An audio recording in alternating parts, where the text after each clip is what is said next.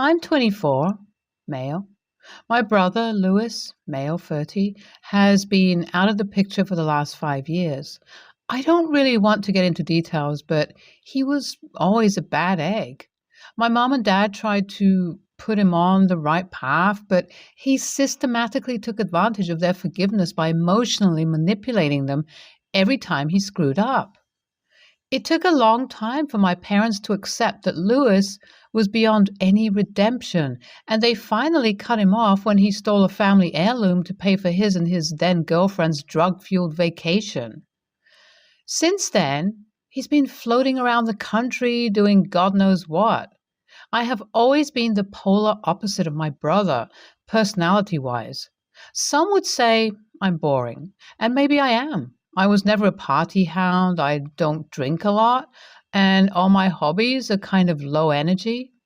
I'm also an introvert with a really low social battery.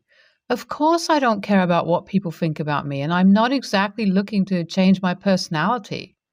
But it had started affecting my wife, Barbara, female, 25. Barb and I met online and shared a lot of common interests. We bonded over things like Lego, reading, and our love of music. Honestly, it was crazy how compatible we were. I had dated people before her, but it was always a clash of personalities and never seemed to work out. With Barb, things just felt right. We got married just last year and had been dating for 2 years. After our marriage, though, my wife's personality has slowly changed, and she's a lot more outgoing than before. Now, before you all start making assumptions, I do not think this is a bad thing. People's personalities evolve and people change over time, so it's only fair that my wife would not stay the same person for our entire marriage. It would be weird if she did. As for the problem of personality clashes, obviously that happened with less serious relationships, but I was willing to put in the work to change for my wife. She was getting into clubbing, going out to parties, and stuff like that. Initially, I tried to accompany her and get into it, but it was just too exhausting for me. I was open about my feelings and the both of us talked it out. We decided that it's okay to have separate activities and it's just a part of the relationship evolving. I won't lie, before this, we were super clingy and did everything together. But that also worked well for us. So from that point onwards, my wife and I spent a little more me time than together time. When she would go out clubbing, I would work on my models or hang out with my friends on Discord. I would love to say that our communication helped us form an even stronger bond, but unfortunately, no. Barb didn't just have me time, she had nothing but that. I barely got to see her except at night and in the morning. Both of us were busy with work during the day, and I was the only one putting in effort to have date nights or do things together which both of us thought were fun. Barb would come for these dates, but it always felt like she was tagging along and would prefer spending the night dancing out on the floor with her girlfriends. The relationship was slowly dying, and I felt like it would have to end unless I saw more effort from my wife. I sat her down and offered her an ultimatum that she would have to work on our relationship or we should split up. The confrontation went nothing as I imagined because Barb just looked at me with a blank face while I was pouring my heart out, and when I was done, she just laughed. Without missing a beat, she said, "Let's break up. I don't care." I was devastated, and when I pushed her on it, Barb told me the real reason she had given up on our relationship, she had been seeing someone else. A new DJ had been at the club she frequented over the past month, and they had quickly been attracted to each other. She said that he was exactly like me, but not boring. You can imagine what that was like to hear. She left the house. I served her divorce papers, and the proceedings are currently ongoing. She didn't really fight the divorce or ask for any alimony, so that was a silver lining, I guess. For the next 2 months, I was a train wreck. My friends were super worried about my well-being because I had just sunk into myself. I wouldn't chat with anyone or even go out of the house. I was just insecure about my personality, my role as a husband, and whether anyone even loved me. Of course, that all sounds super melodramatic, but it was my first serious relationship, and it ended up with my humiliation. I wanted nothing to do with Barbara, but I couldn't stop myself from checking out her social media. It was a bad habit, I know. She was already posting pics with this new guy, and he looked surprisingly familiar. I wasn't 100% sure, but it seemed like she had begun dating my brother. He looked a lot worse than when he left, and I wasn't sure that it was him. I decided to ask my mom about it because I had a sneaking suspicion that she kept in touch with Lewis and sent him money now and then. It was tougher on her than it was on Dad, and he is still processing the whole thing. So imagine that. When I showed my mom the pictures, she almost got hysterics and apologized for hurting me when I asked her, Mama, what's the matter? She told me that she knew Lewis was in town. He had come to borrow money from my mom, and after that, ended up moving into a crappy apartment someplace close by. My mom sometimes snuck away to visit him and would see that he was still living a bad life. But she gave him money, food, and whatever she could muster. He barely told her anything, and to be honest, only saw her as a piggy bank, but she did know that he had started seeing someone new. Of course, when she put two and two together, it became obvious that that someone was my wife. I reassured her that she didn't know and in no way facilitated the shitty end to my relationship, since it was coming to a close anyways. I did keep in touch with Barb purely for matters related to the divorce, but now I began to feel like I should ask her to stay away from Lewis. I knew what he was like, and I was certain he was going to screw with her in some way. I was petty enough to let that happen, but it also felt like Barbara would take it as me trying to impede her relationship.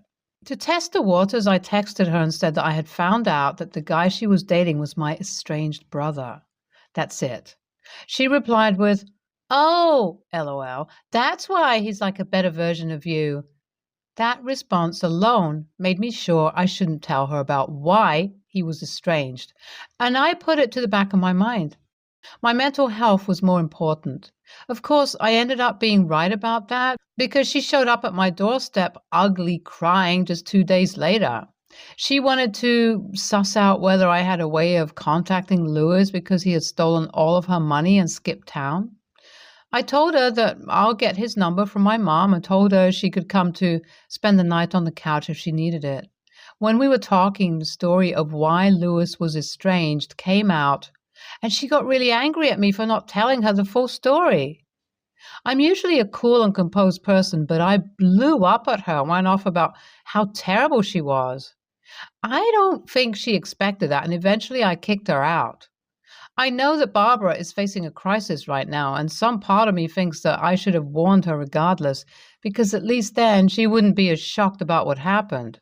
I know she wouldn't have heeded my warning, but at least I would have warned her. AITA? Update 1. So, my mom gave Barbara Lewis's number, but he's obviously not picking up anybody's calls. It's impossible to know where he is or what he's doing. In the meanwhile, my soon-to-be ex-wife is suddenly remorseful and wants another shot at fixing things. I will admit some part of me wants to slip back into the comfort of a committed relationship, and I feel like if I hadn't made this point, that's what would have ended up happening. Thankfully, the comments here have made me feel really supported and validated my self-worth, so I won't give in to the urge. I will have a conversation with Barb where I let her know that I'm not going to give her a second chance and that she should stop asking for one. Update 2. I put my foot down with Barb and she's having a full-on breakdown. It's clear what her reason was for trying to get back with me. Money. After Lewis drained her bank account, she can't pay her rent bills and anything. I told her that it isn't my problem, and now she's threatening to make the divorce a lot messier in her demands for alimony. I'd be worried if she hadn't shot herself in the foot by being so passive about the divorce in the first place. I said, "You can go ahead and try, but unless a judge orders it, I won't send you a single penny." Update 3.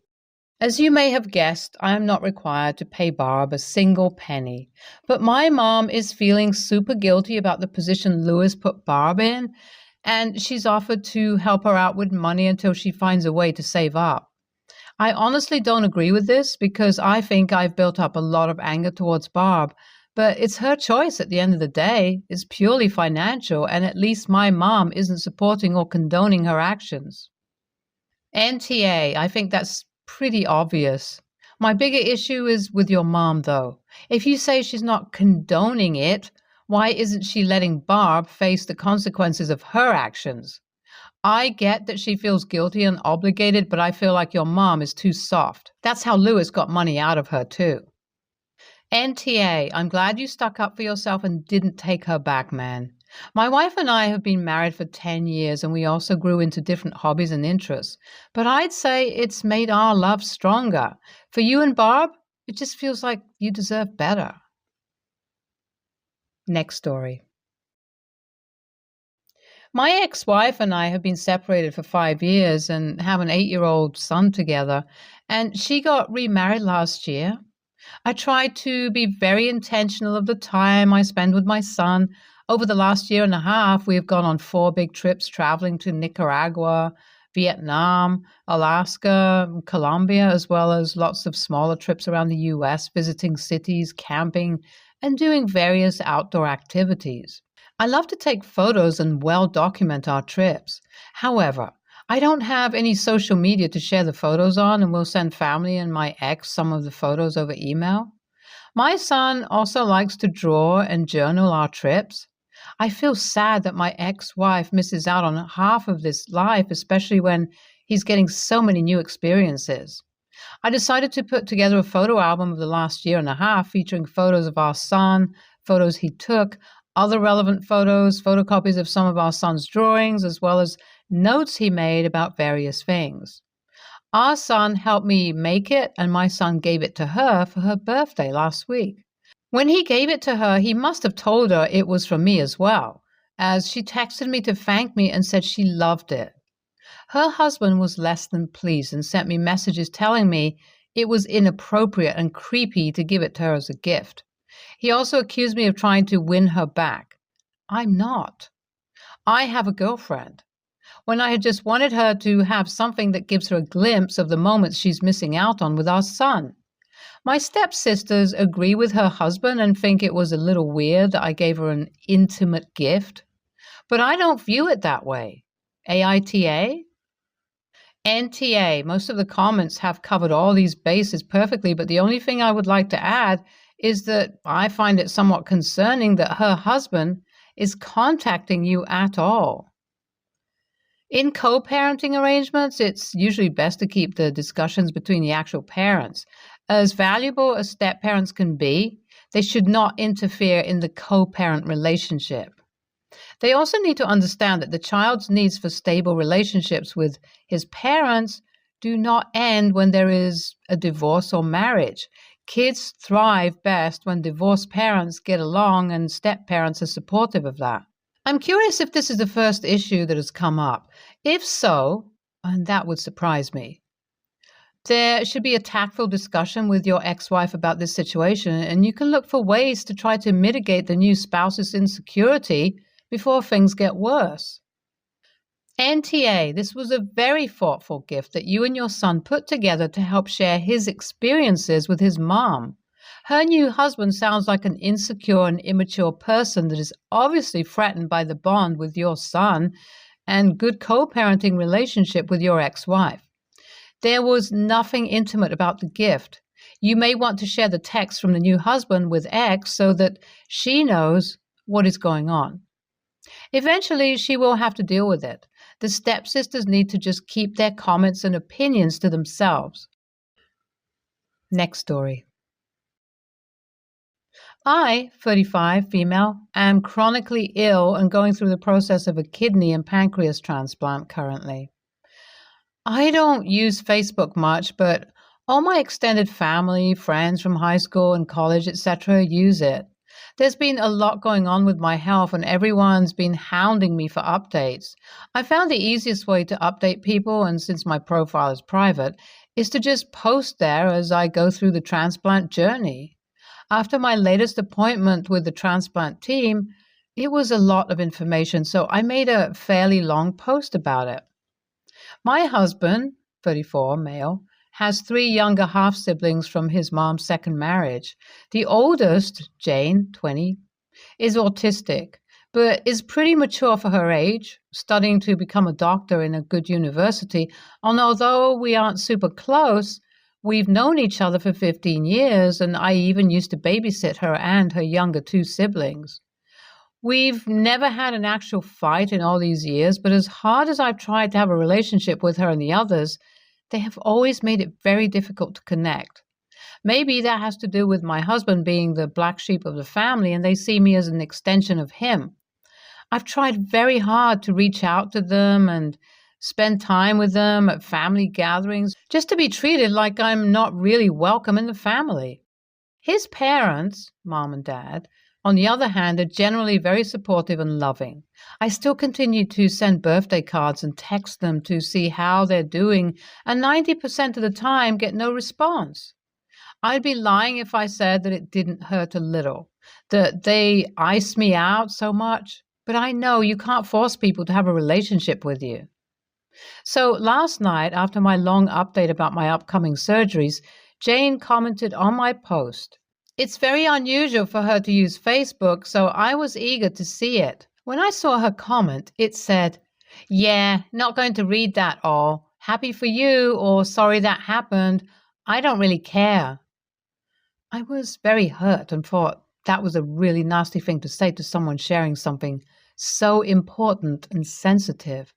I told my husband, and he admitted he told her via text that it was fine to post. When I was hurt by it, he called me a snowflake and told me she's autistic, so she doesn't get social norms, and why that was rude. I told him being neurodivergent doesn't give her license to be mean. We got in a huge fight, and he went to bed early. So AITA? I didn't even say anything to her, just quietly removed her from my friend list, as she's obviously not going to want to see my future updates. Edit. My husband came home from work with flowers and apologies. He said he thought all day about how it had hurt my feelings, and that wasn't his intention. Apparently, he was sent an image of the meme from her when he okayed it, thinking that since I have a twisted sense of humor usually, that I might get a chuckle and move on. He said he saw it as a nice thing that she was reaching out to me at all and took it as her trying to lighten the mood and make me laugh. She did not send me the meme, but rather typed out the words, so I had no reference of it being a meme, which would have taken some of the sting out. I would have thought it was just a joke in poor taste, but not a personal insult. Once he saw the comment written out that way, he understood my perspective and realized he messed up. He asked me to please still consider she didn't mean it that way and not blame her, as he was the one that told her it wouldn't hurt me. Some of you asked if he usually puts me down or treats me poorly, and the answer is a resounding no. We are not headed for divorce, and he does have real remorse. He's been my rock and my advocate with my health for a very long time, and we make a good team. This was very uncharacteristic of him, which is why I wanted others' opinions. When my health suffers, I can be overly sensitive, and as a neurotypical person, I didn't know if maybe I was really being too hard on her. It seems it was poor judgment on his part and maybe some miscommunication on hers for the way she presented it. Others asked what her mom, my mother-in-law, thought, and I don't know, as I didn't go to her about it, and she's not very active on Facebook, so I doubt she saw the comment before I deleted it. The consensus is clear that I'm not alone in thinking that she needs to learn some better people skills, compassion, beside manners, if she becomes a doctor. I think the best thing is for me to just reach out to her and explain why it came across as unkind and not let people continue to make the excuse about her autism. That's not doing her any favors, and she's bright with a lot of potential. I'm always proud of her accomplishments and want to see her follow her dream and become a great doctor one day. Thanks, everyone, for your perspectives. NTA, she was definitely the a-hole. It cost nothing for her to not say anything hurtful. She went out of her way to write that and even reached out to her brother if it's okay. To me, it indicates that she recognizes it might be rude. I'm sorry that your husband was callous about it. You are not a snowflake. Your feelings are valid. He too is an a-hole. Stay tuned for more stories from our girl relationships.